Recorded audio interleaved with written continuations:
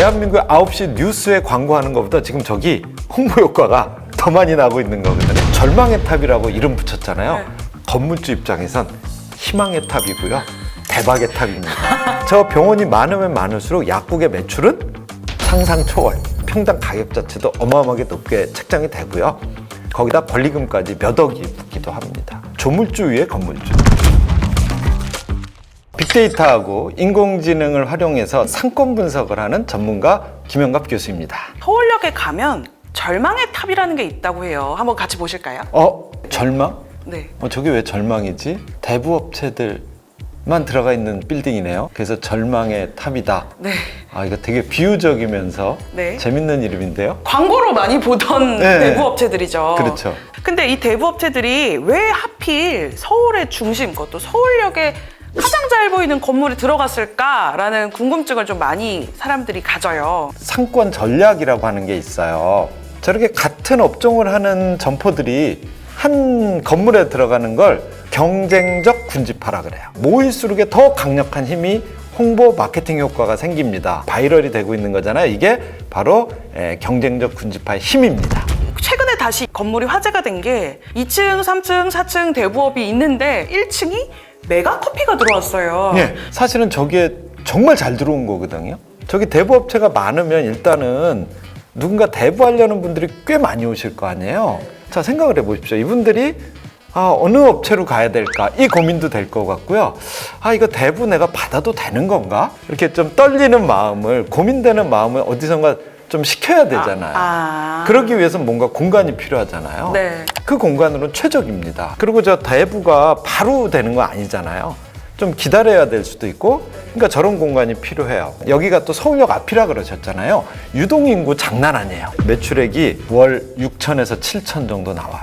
그러면 저 공간이면요 엄청난 매출이거든요. 저 정도 크기의 다른 메가커피보다 월등하게 수익이 높은 거죠? 그렇죠. 메가커피 입장에서는요, 저거 정말 잘했다고 제가 생각되는 게 이미 메가커피도 저것 때문에 상당히 바이럴에 끼어들게 된 거예요. 브랜드 이미지에 대해서는 살짝 걱정할 수는 있는데 그것도 사실은 이 노이즈 마케팅이라는 게요, 그걸 오히려 역이용해가지고요, 저렇게 어려운 사람들이 내가 그 중간에서 그 사람들을 위로하고 위안을 받고 뭐 이런 좋은 이미지로 마케팅을 할 수도 있다고 보거든요. 빚을 내실 분들 입장에서 부담 없이 접근할 수 있는 커피 브랜드 중에 생각하셨을 것 같고, 그 중에서도 이제 메가커피가 대표적으로 싸고 맛있으니까 아마 들어가지 않았을까라는 생각을 많이들 하시는 것 같아요. 예, 맞아요. 저 건물주님은 건물이 대부업 건물로 알려지는 거 아닐까 걱정을 또 하셨을 것 같긴 한데. 전혀요. 왜요? 걱정할 이유가 없죠. 우리가 농담으로 이런 얘기도 하거든요. 조물주 위에 건물주. 그 정도로 수동적이었다는 거예요. 그 수동적인 건 뭐냐면 수요가 너무 많으니까 내가 내 건물에 뭐가 들어오고 얘네들을 내가 관리해야 되고, 뭐 사실은 이런 관점은 없었어요. 누가 들어온다 그러고 월세 많이 낸다 그러면 오케이. 제가 볼 땐 저게 건물주가 계획적으로 저렇게 한 것 같지는 않아요. 우연히 됐을 겁니다. 이게 교통의 중심지이고 유동인구도 많고 저 앞으로 차량 통행량이 또 어마어마해요. 그러니까 가시성 좋죠. 그러니까 홍보 잘 되죠. 제가 전문 용어 또 하나 알려드릴게요. 안테나 샵이라고 합니다. 사실은 저기서는요 수익이 안 날 수도 있어요. 홍보 효과로는 대한민국 9시 뉴스에 광고하는 것보다 지금 저기 홍보 효과가 더 많이 나고 있는 거거든요. 저 건물주님은요 저게 대부업이다 뭐다 이런 걸 고민할 필요는 없어요. 저 건물에 많은 사람들이 관심을 가지고 좋은 업체들이 안테나 샵으로, 즉 내가 여기서 돈은 못 벌어도 적자가 나더라도 저 건물에 무조건 입점해야 홍보 효과를 따졌을 때 내가 그 임대료 내는 거에 100배, 200배의 효과가 날 수 있다. 좋은 브랜드들이 안테나 샵을 세우기에 가장 좋은 상권이 사실은 따로 있었어요. 그게 어딘 줄 아세요? 어디예요? 강남역 상권이었어요. 요즘 강남역에서 안테나 샵들이 많이 빠져나가고 있습니다. 왜요? 효과가 없다고 느껴지는 거죠. 다 어디로 가요? 저런 데로 이제 빠져나가는 거예요. 이제 저렇게 특성화된 경쟁적 군집화가 만들어지는 저런 작은 건물이 오히려 강남역보다 더 강력한 힘을 발휘할 수도 있다라는 걸 사람들에게 보여주는 저는 너무 좋은 사례라고 생각해요. 그러니까 한마디로 건물주 입장에서는 전광판을 단 느낌으로 이 대부업체를 껴안고 있는 느낌인 건가요? 그렇죠. 절망의 탑이라고 이름 붙였잖아요. 네.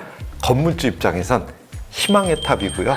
대박의 탑입니다. 미래의 건물주님들. 큰 땅에 어마어마한 건물이 아니더라도요, 작은 땅에 저런 마케팅적 요소를 안고 갑자기 떡상을 하는 이런 일들이 만들어질 수 있다는 좋은 사례입니다. 그 시리즈 탑들이 또 나왔어요, 교수님. 그래서 이제 다음 탑을 좀 보여드릴 건데 이걸 사람들이 무슨 탑이라고 부를 것 같으세요? 뭔가요? 일명 생명의 탑입니다. 저거는 뭐 너무 흔하죠, 사실은. 저게 이제 경쟁적 군집하고요. 저렇게 많이 생기는 이유는 이미 검증이 됐다는 거예요. 내가 아파요. 근데 우리 애기도 있어요. 애기도 아파요. 근데 얘는 감기 걸렸어요. 뭐 예를 들면 이비인후과는 저기 있고 내과는 저기 있고, 그러면 그런 데로 갈까요? 아니면 저렇게 한 군데 모여 있는 데로 갈까요? 모여 있는 게 압도적으로 좋죠. 그렇죠. 거의 동일한 과는 많지 않을 겁니다. 서로 다 보완적인 관계에 있어요. 저렇게 밀집되어서 한 건물에 들어가 있는 형태로 만들어지는 경우가 상가에서 요즘 가장 인기가 있는 방식입니다. 강남역 같은 데 가면 정말 여러분이 상상할 수 없는 매출을 올리는 병원들이 너무 많아요. 한번 자리를 잡으면 이 사람들은요, 병원을 옮기기가 쉽지가 않아요. 단골 손님들이 그렇죠? 많으니까. 네, 단골 손님도 생기고요. 여기에 시설들이 또 생각보다 많이 들어가요. 그래서 리스 장비나 이런 게 다, 그래서 한 번 들어가면 또 옮기기 쉽지 않다. 그러니까 저렇게 메디컬 빌딩을 만들면 건물주 좋겠죠. 예. 그 병원뿐만 아니라 약국도 돈을 진짜 많이 벌까요? 저 병원이 많으면 많을수록 약국의 매출은 여러분이 상상할 수 없을 정도로 어마어마하게 많습니다.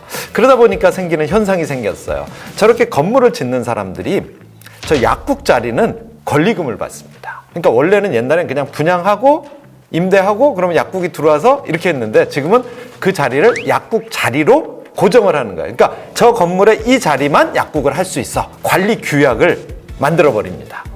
그럼 그 자리에서밖에 병원을 할 수가 없겠죠. 저 건물이 세워지는 순간, 병원들이 임대차 계약을 하는 순간 약국의 매출이 결정됩니다. 그럼 그것을 역으로 환산해서 권리금이 매겨지고요. 평당 가격 자체도 어마어마하게 높게 책정이 되고요. 거기다 권리금까지 몇 억이 붙기도 합니다. 상상 초월. 혹시 이 탑은 어딘지 아실까요? 노래방이 네. 많이 보이네요. 노래방이 최소 한 건물 안에만 5개에서 10개 사이가 지금 입점되어 있는 걸로 보이는 빌딩입니다. 예. 이 빌딩을 사람들이 어떤 탑이라고 부르는지 혹시 예상할 수 있으실까요? 열창의 탑인가? 열창의 탑이요? 이름이 네. 유흥의 탑입니다. 여기가 혹시 어디에 있는 건물인지 짐작이 가능하실까요? 창원 아닌가요? 네, 창원 맞아요. 창원에 유흥업소가 그렇게 많아요? 저기가 그렇게 많은 거죠. 저기 상남동, 그쵸, 맞죠? 제가 저기 많이 갔었습니다. 오. 왜냐면 저기 분석 의뢰가 꽤 많이 들어와요. 어디로부터 시작이 되냐면 창원에 산업단지가 생기면서부터 시작이 돼요. 원격지잖아요. 그러니까 이제 수도권에 있던 사람들도 근무하기 위해서 그걸로 가야 되고, 그러니까 그런 사람들이 직장 생활을 하고 식사도 해결해야 되고 술도 많이 마셔야 되고 또 술 먹었으면 또 유흥도 즐겨야 되고 뭐 그런 여건이 일단 만들어진 거죠. 자, 그런데 그 여건만으로는 저렇게 되지는 않습니다. 도시계획이 그걸 허용할 수 있는 구조가 만들어져야 돼. 근데 대부분은 도시계획을 할 때 저런 구조가 만들어지게 허용되는 데가 많지가 않습니다. 일종 저런 유흥이 들어갈 수 있는 또 뭐 2종 이렇게 해서 좀 나눕니다. 그리고 술집이 있어도 또 숙박업소가 들어가는 상권은 또 따로 분리하기도 해요. 도시계획을 할 때. 근데 저기는요, 이게 한꺼번에 들어갈 수 있게가 됐어요. 그러니까 저런 경우가 잘 없나 봐요. 아주 많지는 않아요.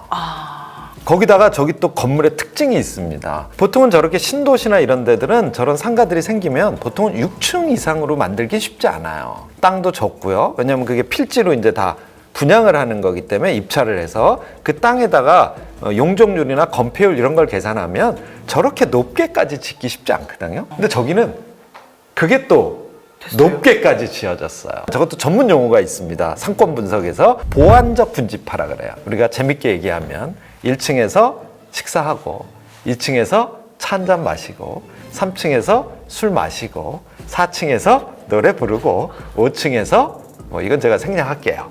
뭐 이런 식으로. 그래서 아까는 경쟁이라는 건 똑같은 업종끼리만 있는 건데 저거는 자세히 들여다보시면 눈에는 지금 유흥만 딱 띄니까 사람들이 유흥의 탑이라 그랬지만 사실은 저기 보완적으로 만들어져 있어요. 창원에서는 다 절로 모일 수밖에 없는 그런 여러 가지가 복합적으로 해서 만들어진 아주 특별한 상권입니다. 실제로 강남보다 유흥업소가 이 창원에 이 곳이 더 많다고 합니다. 그런데 이런 생각도 해요. 여기 주변에 사시는 주민분들은 이런 거 싫어하지 않을까? 당연히 싫어하시죠. 좀 민원도 제기하고 하시는데 저게 이제 아까 말씀드린 것처럼 누구 한 명의 어떤 힘에 의해서 저걸 바꿀 수 없는 이미 고착화됐고 그리고 저게 적법하게 다 이루어진 일들이기 때문에 쉽지는 않죠. 건물주 입장에서는 저 상가를 운영할 때 저렇게 유흥업소가 들어오면 더 좋을까요? 아니면은 좀 싫은 포인트도 있을까요? 저게 한 분께 아닐 가능성이 많습니다. 아, 개별로 다 분양해서 건물주가 다 이 호수별로 주인은 다 다를 거예요. 저렇게 기획을 한 게 아니고 그냥 와서 먼저 임차하겠다는 사람한테 준 게 자연 발생적으로 저렇게 만들어진 거기 때문에 자기가 그걸 선택적으로 빼고 다른 업종을 이렇게 할 수가 없죠. 왜냐? 저기에 누가 들어올 수 있겠어요. 건물주 입장에선 선택의 여지가 없다. 저 옆에 중앙동이라고 있거든요. 이 상가의 면적으로 따지면 중앙동이 아마 이 상남동의 4배, 5배 커요. 근데 실제로 외식시장의 규모는 큽니다.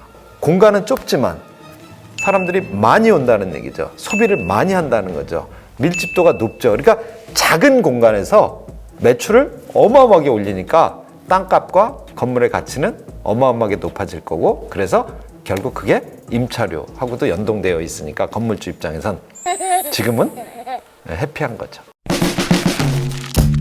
조금 특이한 건물입니다. 네, 이 건물 혹시 자세히 보시면 어떤 특징이 있는 것 같으세요? 뭔지 알겠습니다. 네, 어떤 보니까 건물? 네. 지금 PC방 보이고 네. 노래 연습장이라고 붙어 있어요. 그 다음에 위에는 또 보니까 독서실?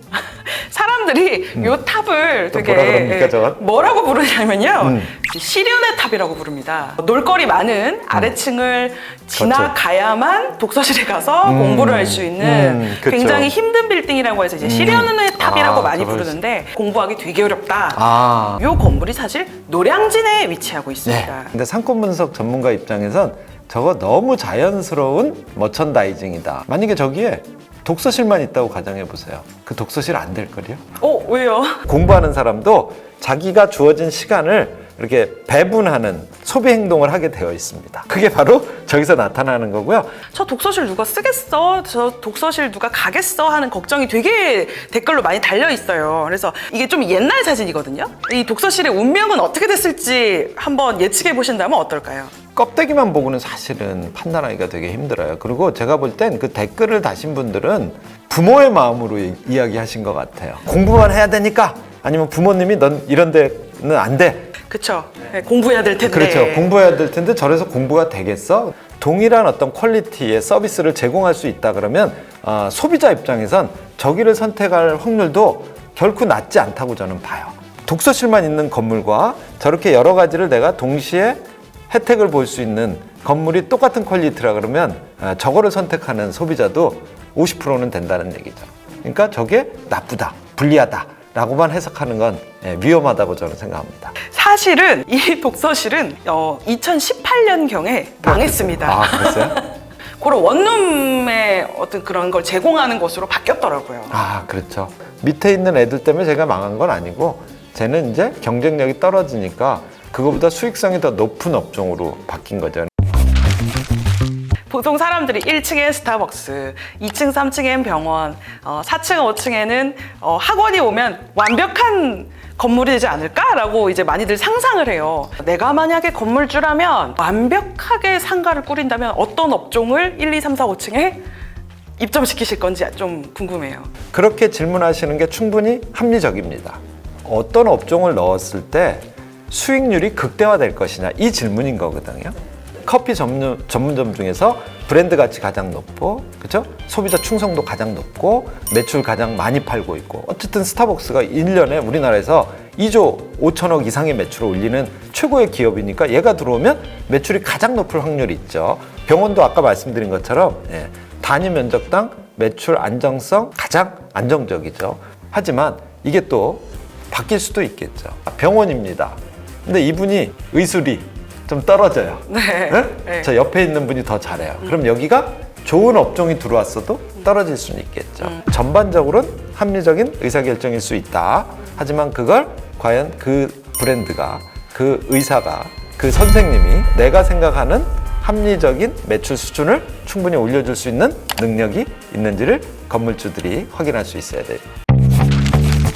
건물주 분들한테 줄 수 있는 좋은 가게를 입점시키는 팁이 있다면? 요즘은 강남역에도 공실이 많습니다. 수동적인 빌딩 마케팅은 안 된다. 빌딩 마케팅이라는 말을 여러분이 알아야 되는 건 내 건물을 내가 마케팅해야 된다는 겁니다. 제가 해외에 나가서 벤치마킹 하다 보면, 연구를 하다 보면 건물주가 그 안에 들어와 있는 임차인의 마케팅을 지원을 해줍니다. 그건 그 사람을 위해서 해주는 게 아니에요. 이 사람을 네가 알아서 장사해. 그러면 뭐죠? 계속 망하고 계속 바뀌어야 되고, 그럼 건물의 가치가 떨어진다는 거죠. 그러니까 이 사람은 이 사람을 위해서가 아니라 내 건물을 위해서 내 건물에 있는 업체를 내가 통합적으로 마케팅을 해야 되는, 뭐 그런 시대까지 왔다는 걸 아시면 아마 여러분의 건물의 가치를 건물주 능력에 의해서 2배, 3배로 올리시는 분들도 많아질 것 같아요.